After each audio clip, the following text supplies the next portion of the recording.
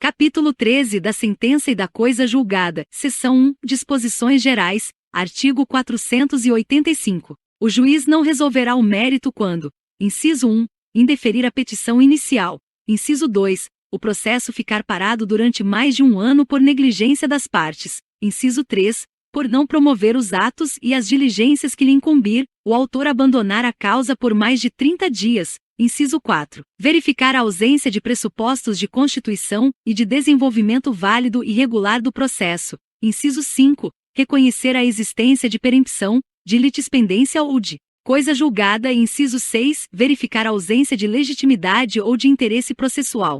Inciso 7. Acolher a alegação de existência de convenção de arbitragem, ou quando o juízo arbitral reconhecer sua competência. Inciso 8. Homologar a desistência da ação. Inciso 9. Em caso de morte da parte, a ação for considerada intransmissível por disposição legal. Inciso 10. Nos demais casos prescritos neste Código. Parágrafo 1º. Nas hipóteses descritas nos incisos 2 e 3, a parte será intimada pessoalmente para suprir a falta no prazo de 5 dias. Parágrafo 2º. No caso do parágrafo 1º, quanto ao inciso 2, as partes pagarão proporcionalmente as custas, e quanto ao inciso 3, o autor será condenado ao pagamento das despesas e dos honorários de advogado. Parágrafo 3º. O juiz conhecerá de ofício da matéria constante dos incisos 4, 5, 6 e 9, em qualquer tempo e grau de jurisdição, enquanto não ocorrer o trânsito em julgado. Parágrafo 4º. Oferecida a contestação, o autor não poderá, sem o consentimento do réu, desistir da ação. Parágrafo 5º. A desistência da ação pode ser apresentada até a sentença. Parágrafo 6º. Oferecida a contestação, a extinção do processo por abandono da causa pelo autor depende de requerimento do réu. Parágrafo 7º. Interposta a apelação em qualquer dos casos de que tratam os incisos deste artigo, o juiz terá 5 dias para retratar-se.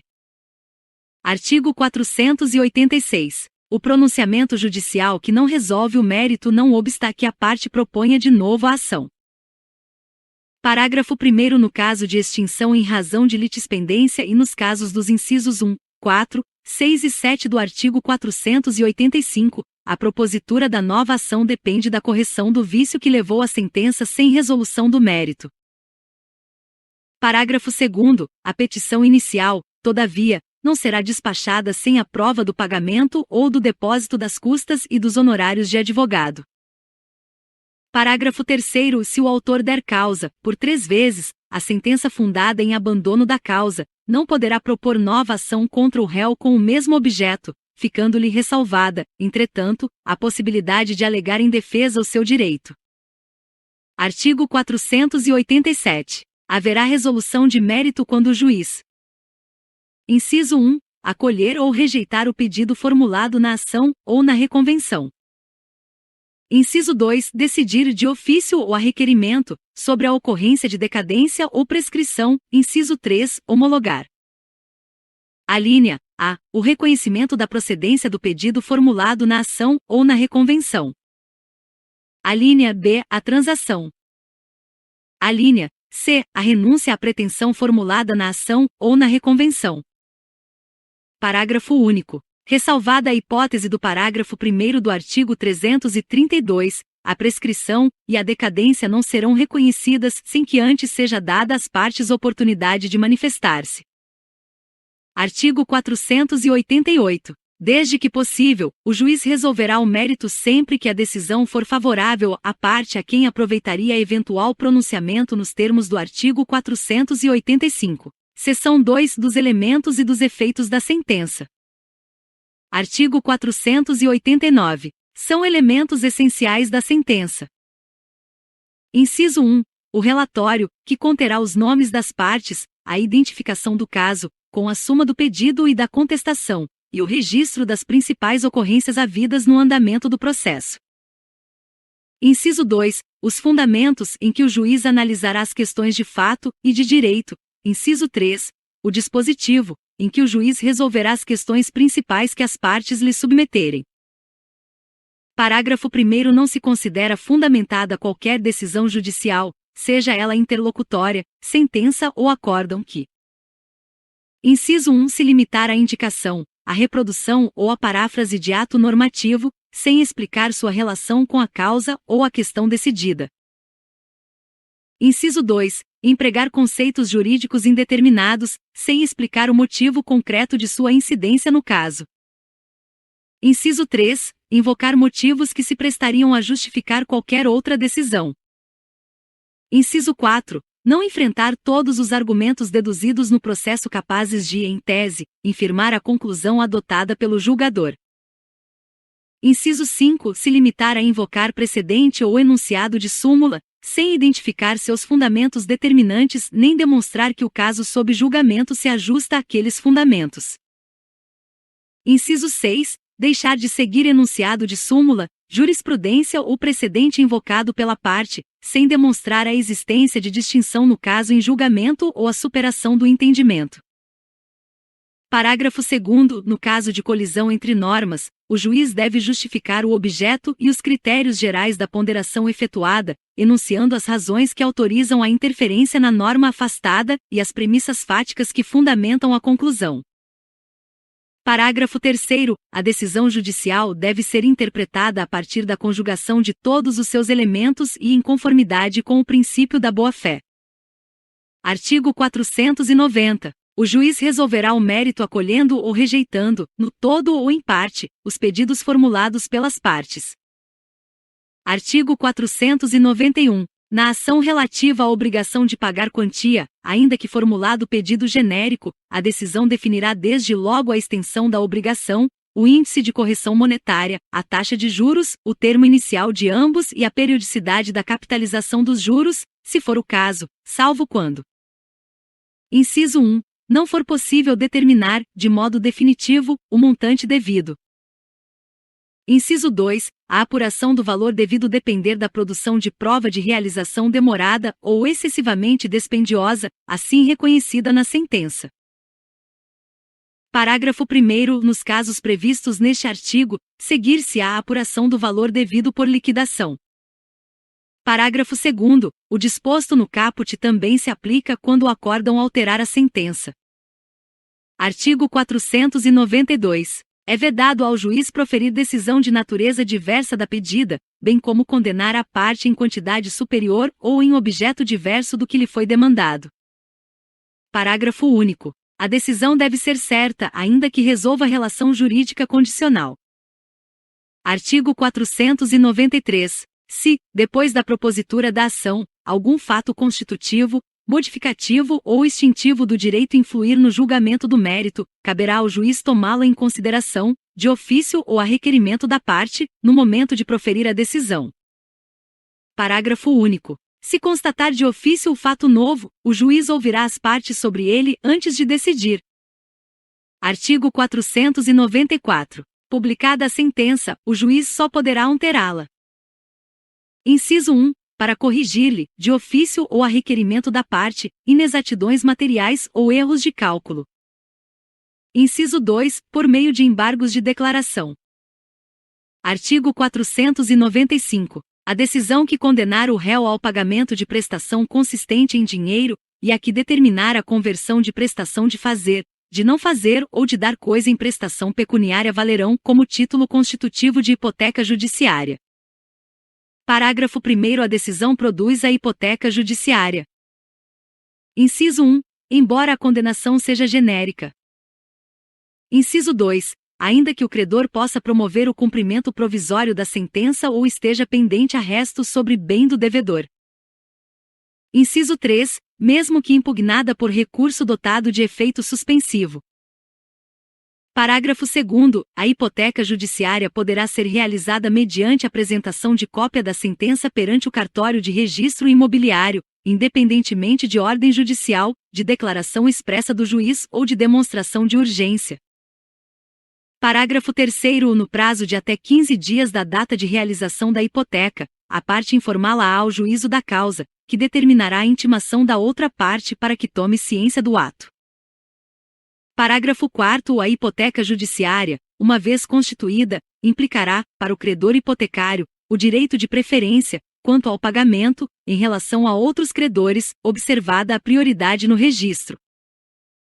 Parágrafo 5º. Sobrevindo a reforma ou a invalidação da decisão que impôs o pagamento de quantia, a parte responderá, independentemente de culpa, pelos danos que a outra parte tiver sofrido em razão da constituição da garantia, devendo o valor da indenização ser liquidado e executado nos próprios autos. Seção 3 da remessa necessária. Artigo 496. Está sujeita ao duplo grau de jurisdição, não produzindo efeito senão depois de confirmada pelo tribunal, a sentença. Inciso 1. Proferida contra a União, os Estados, o Distrito Federal, os municípios e suas respectivas autarquias e fundações de direito público. Inciso 2. Que julgar procedentes, no todo ou em parte, os embargos à execução fiscal. Parágrafo 1º. Nos casos previstos neste artigo, não interposta a apelação no prazo legal, o juiz ordenará a remessa dos autos ao tribunal, e se não o fizer, o presidente do respectivo tribunal avocá-lo-á. Parágrafo 2º. Em qualquer dos casos referidos no parágrafo 1º, o tribunal julgará a remessa necessária. Parágrafo 3º. Não se aplica o disposto neste artigo quando a condenação ou o proveito econômico obtido na causa for de valor certo e líquido inferior a: Inciso 1. 1.000 salários mínimos para a União e as respectivas autarquias e fundações de direito público. Inciso 2. 500 salários mínimos para os Estados, o Distrito Federal, as respectivas autarquias e fundações de direito público e os municípios que constituam capitais dos Estados. Inciso 3. 100 salários mínimos para todos os demais municípios e respectivas autarquias e fundações de direito público. Parágrafo 4º. Também não se aplica o disposto neste artigo quando a sentença estiver fundada em: Inciso 1. Súmula de Tribunal Superior. Inciso 2. Acórdão proferido pelo Supremo Tribunal Federal ou pelo Superior Tribunal de Justiça em julgamento de recursos repetitivos. Inciso 3. Entendimento firmado em incidente de resolução de demandas repetitivas ou de assunção de competência. Inciso 4. Entendimento coincidente com orientação vinculante firmada no âmbito administrativo do próprio ente público, consolidada em manifestação, parecer ou súmula administrativa. Seção 4 do julgamento das ações relativas às prestações de fazer, de não fazer e de entregar coisa. Artigo 497. Na ação que tenha por objeto a prestação de fazer ou de não fazer, o juiz, se procedente o pedido, concederá a tutela específica ou determinará providências que assegurem a obtenção de tutela pelo resultado prático equivalente. Parágrafo único. Para a concessão da tutela específica destinada a inibir a prática, a reiteração ou a continuação de um ilícito, ou a sua remoção, é irrelevante a demonstração da ocorrência de dano, ou da existência de culpa ou dolo. Artigo 498. Na ação que tenha por objeto a entrega de coisa, o juiz, ao conceder a tutela específica, fixará o prazo para o cumprimento da obrigação. Parágrafo único. Tratando-se de entrega de coisa determinada pelo gênero, e pela quantidade, o autor individualizá-la-á na petição inicial, se lhe couber a escolha, ou, se a escolha couber ao réu, este a entregará individualizada, no prazo fixado pelo juiz. Artigo 499. A obrigação somente será convertida em perdas e danos se o autor o requerer, ou se impossível a tutela específica ou a obtenção de tutela pelo resultado prático equivalente. Artigo 500. A indenização por perdas e danos dar-se-á sem prejuízo da multa fixada periodicamente para compelir o réu ao cumprimento específico da obrigação. Artigo 501. Na ação que tenha por objeto a emissão de declaração de vontade, a sentença que julgar procedente o pedido, uma vez transitada em julgado, produzirá todos os efeitos da declaração não emitida. Seção 5 da coisa julgada. Artigo 502. Denomina-se coisa julgada material a autoridade que torna imutável e indiscutível a decisão de mérito não mais sujeita a recurso. Artigo 503. A decisão que julgar total ou parcialmente o mérito tem força de lei nos limites da questão principal expressamente decidida. Parágrafo 1º. O disposto no caput aplica-se à resolução de questão prejudicial, decidida expressa e incidentemente no processo, se, inciso 1, dessa resolução depender o julgamento do mérito, inciso 2, a seu respeito tiver havido contraditório prévio e efetivo, não se aplicando no caso de revelia, inciso 3, o juízo tiver competência em razão da matéria e da pessoa para resolvê-la como questão principal. Parágrafo 2º. A hipótese do parágrafo 1º não se aplica se no processo houver restrições probatórias ou limitações à cognição que impeçam o aprofundamento da análise da questão prejudicial. Artigo 504. Não fazem coisa julgada. Inciso 1. Os motivos, ainda que importantes para determinar o alcance da parte dispositiva da sentença. Inciso 2. A verdade dos fatos, estabelecida como fundamento da sentença. Artigo 505. Nenhum juiz decidirá novamente as questões já decididas relativas à mesma lide, salvo, inciso 1, se, tratando-se de relação jurídica de trato continuado, sobreveio modificação no estado de fato ou de direito, caso em que poderá a parte pedir a revisão do que foi estatuído na sentença. Inciso 2, nos demais casos prescritos em lei. Artigo 506. A sentença faz coisa julgada às partes entre as quais é dada, não prejudicando terceiros. Artigo 507. É vedado à parte discutir no curso do processo as questões já decididas a cujo respeito se operou a preclusão. Artigo 508. Transitada em julgado a decisão de mérito, considerar-se-ão deduzidas e repelidas todas as alegações e as defesas que a parte poderia opor tanto ao acolhimento quanto à rejeição do pedido. Capítulo 14 da liquidação de sentença. Artigo 509. Quando a sentença condenar ao pagamento de quantia ilíquida, proceder-se-á a sua liquidação, a requerimento do credor ou do devedor, inciso 1, por arbitramento, quando determinado pela sentença, convencionado pelas partes ou exigido pela natureza do objeto da liquidação. Inciso 2, pelo procedimento comum, quando houver necessidade de alegar e provar fato novo. Parágrafo 1º. Quando na sentença houver uma parte líquida e outra ilíquida, ao credor é lícito promover simultaneamente a execução daquela, e em autos apartados, a liquidação desta. Parágrafo 2º. Quando a apuração do valor depender apenas de cálculo aritmético, o credor poderá promover, desde logo, o cumprimento da sentença.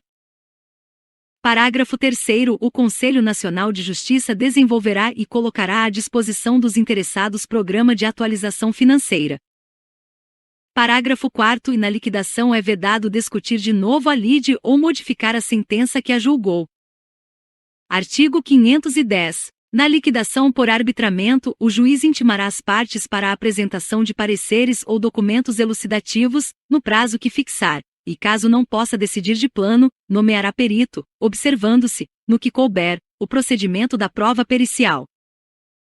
Artigo 511. Na liquidação pelo procedimento comum, o juiz determinará a intimação do requerido, na pessoa de seu advogado ou da sociedade de advogados a que estiver vinculado, para, querendo, apresentar contestação no prazo de 15 dias, observando-se, a seguir, no que couber, o disposto no livro 1 da parte especial deste Código. Artigo 512. A liquidação poderá ser realizada na pendência de recurso, processando-se em autos apartados no juízo de origem, cumprindo ao liquidante instruir o pedido com cópias das peças processuais pertinentes.